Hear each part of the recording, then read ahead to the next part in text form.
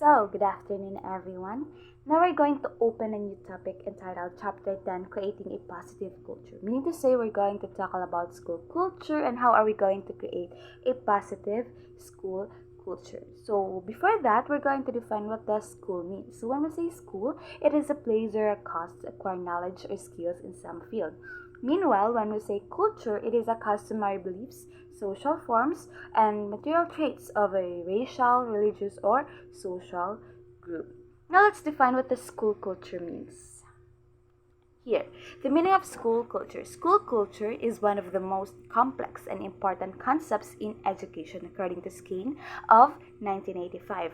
It generally refers to the beliefs, perceptions, relationships, attitudes, and written and unwritten rules that shape and influence every aspect of how a school functions. So, meaning to say, this school culture stands as the guiding beliefs or ethics underlying assumptions, expectations, norms, and values that gives a school its identity.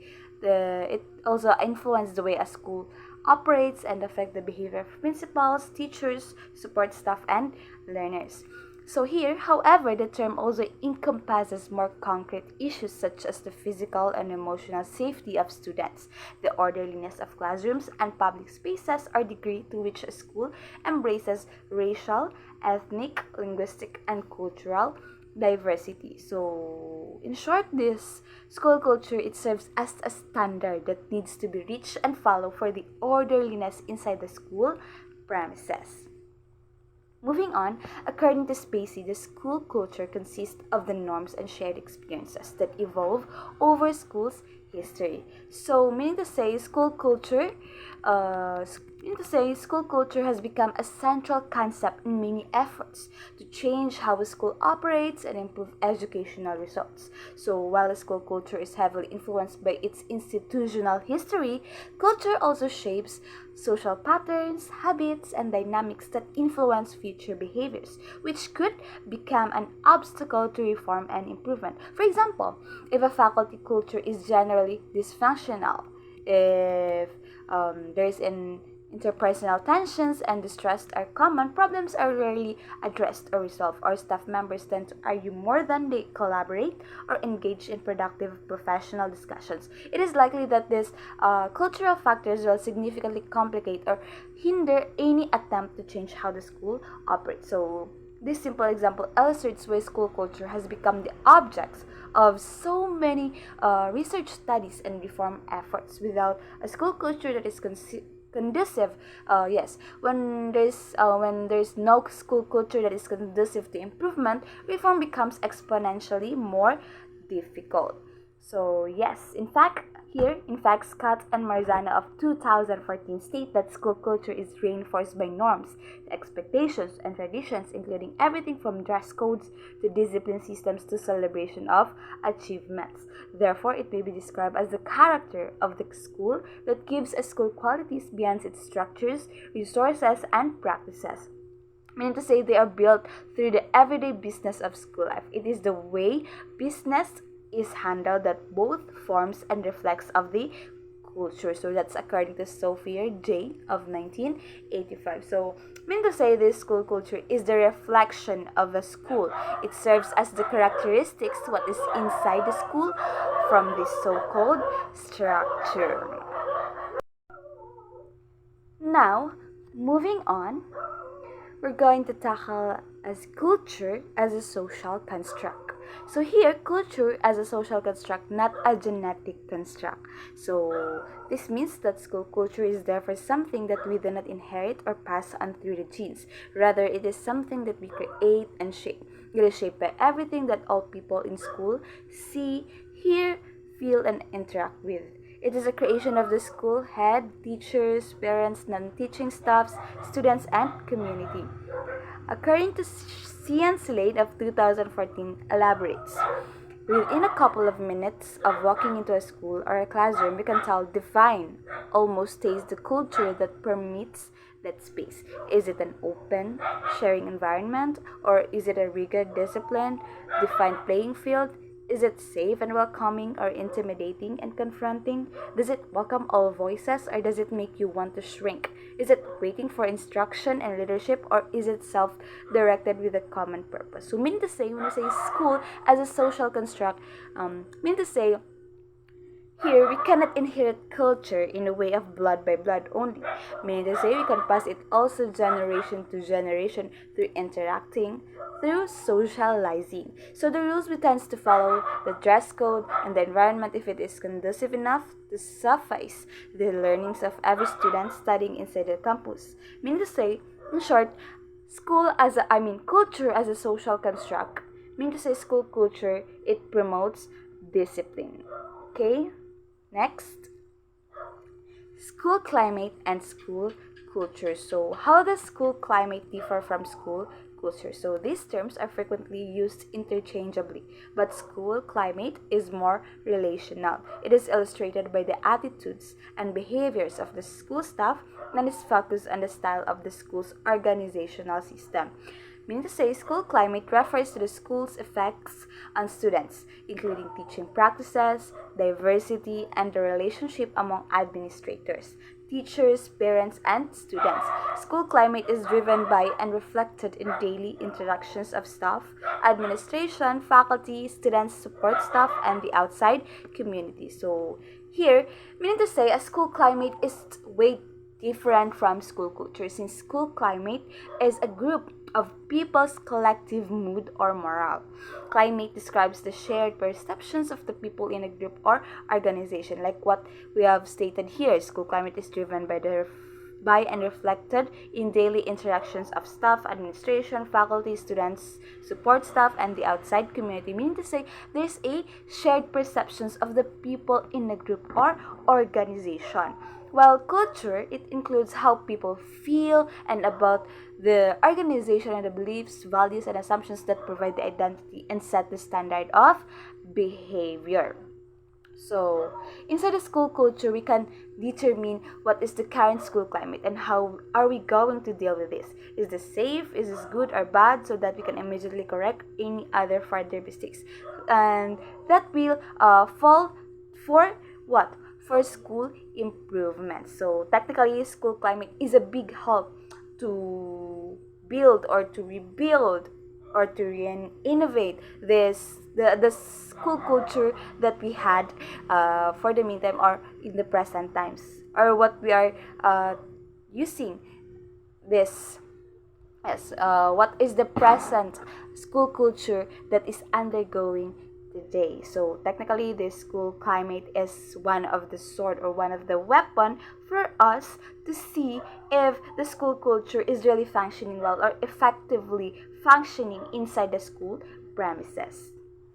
Next, here's school climate and school culture. So school culture is a deeper level of reflection of shared values, beliefs, and traditions between staff members. School culture refers to the way teachers and other staff members work together and the set of beliefs, values, and assumptions they share. School culture is a broader term and so is inclusive of school climate. So here we can define the difference between school climate and the school culture. Meaning to say, inside the school culture, we have this school climate. That the result from the school climate will define what is the school culture inside the school premises. How they run, how they work, how they function inside the school. Next, so the rule of school culture in learning. School culture matters. Research confirms the central role of culture to school success. So school culture can be positive or negative or toxic. A positive school culture fosters improvement, collaborative decision making, professional development, and staff and student learning. A negative culture fosters the opposite. So, mean to say, a school that is able to develop and maintain a positive shared culture knows what aspects of the culture are important in delivering an effective learning environment. It consciously transmits these values to its students. So, through collective awareness and actions, culture can be used positively in order to enhance student learning and achievement, whether through small actions such as celebrating achievements in public events or to more uh, large scale project such as developing democratic processes for teachers, students, and other stakeholders to contribute to curriculum um, curriculum reform.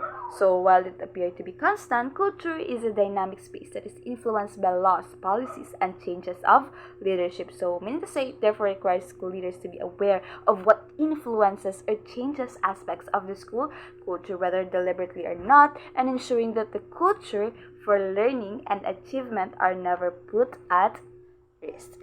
So we're done discussing what does the school culture mean. Now let us proceed to the elements of a positive culture. So here, first we have the collegiality. So collegiality defines here as the elements of a positive culture as the school atmosphere is friendly. So you work in an atmosphere where responsibility and authority are shared by everyone. You can be yourself. You have not to put your best forward to impress others. The school head does not throw his or her weight. He or she does not make his or her authority felt by his or her colleagues. So, meaning to say here, in short, collegiality, it promotes companionship and cooperation between colleagues who share responsibility. So, it doesn't matter.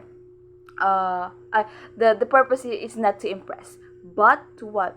To express or to do your responsibility accordingly. Next element is the experimentation. So here, experimentation defined as the positive of culture as the atmosphere encourages experimentation and so will welcome mistakes as part of the learning process. So no student, no teacher gets punished for a mistake. Mistakes are not intended. They give a lot of lesson, referring to his let's say 10,000 failed attempts. Then he was experimenting in the light bulb. Edison said, "I have not failed. I've just found 10,000 ways that won't work." So meaning to say, research, and due to any observations, we can conduct experimentation. We can use this experimentation as a source for us to learn, just like what other people says, experience is the best teacher, but this time it is the experimentation is the best teacher for us to find the right way on how are we going to correct and how are we going to correct certain problems that we are experiencing in the meantime. Next elements of a positive culture is the high expectation. So it has been said one's level of achievements is always lower than one's level that aspiration. So set high expectations for high achievement. Two problems arise here.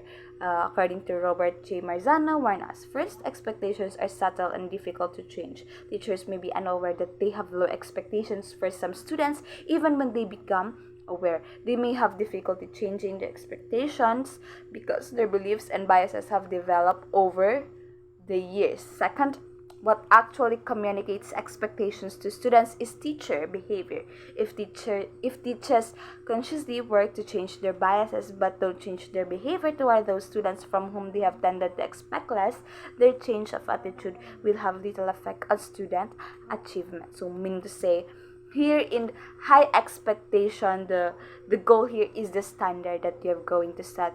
Now, once you're going to set a certain standard, you need to follow this with no biases. Since if you're going to use or if you're going to have certain biases, it will come back to you and it will serve as difficulty for you to achieve this high expectation you are referring about, because it will send you confusion regarding with your work or your own ability. Next is the trust and confidence. So trust and confidence as one of the elements of a positive culture. So this is where the students, teachers, school heads, and parents relate well and work well when relationships are solidly built on trust and confidence. In fact, and as an open communication, 12 in this list, in which we're going to tackle that later on, is possible only when there is trust and confidence in each other in the school community. So I can share my inner thoughts only when I am confident that I do not get ostracized when I do. So here, in trust and confidence, meaning to say, when we say trust, it is a what? It is a belief that we have on another. Meanwhile, yes, it is a belief that we have on another. It even hints that the person in question would believe the other person without evidence or questioning, because you have this trust. Meanwhile, when we say confidence, it is the assurance that we have on other people. So this one, it helps for us to create a certain, or to have a positive culture. Next is this the tangible support. Everyone in the school community gets concrete support for the good that they do. Support comes in not just in words but in action. So school head sees to it that LCDs in the in the classroom are functioning. So this tangible support. So if you have this firm and strong support, we can definitely create, or we can definitely build a positive culture inside the school premises rather. We can create a firm and strong support. We can create a firm and strong positive culture inside the school premises. And lastly, we have this reaching out to the knowledge base. So here, everyone in the school community gets concrete support for the good that they do. Support comes in not just in words but in action. School head sees it that LCDs in the classroom are functioning. So meaning to say, we are in creating, or when we're going to build a positive culture, we also need to reach out to the knowledge base. We're not just talking about here about the behavior, about how we are going to act, our attitude, but also we're going to reach out to the knowledge base, and then on the on the knowledge that we are every students or even the teachers acquire while we are going to create this positive culture. So this one will help us not just to improve the positive culture, but also to create an effective,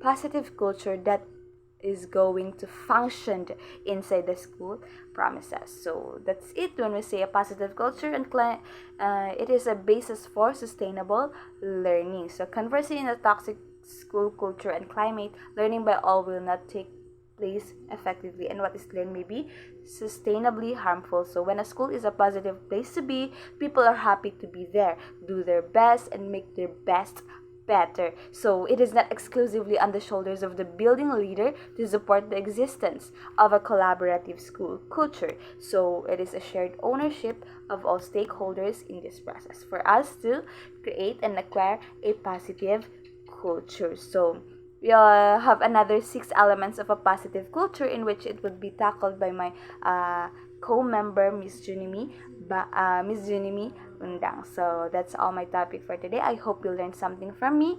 I am Jamila Manzanero. Bye.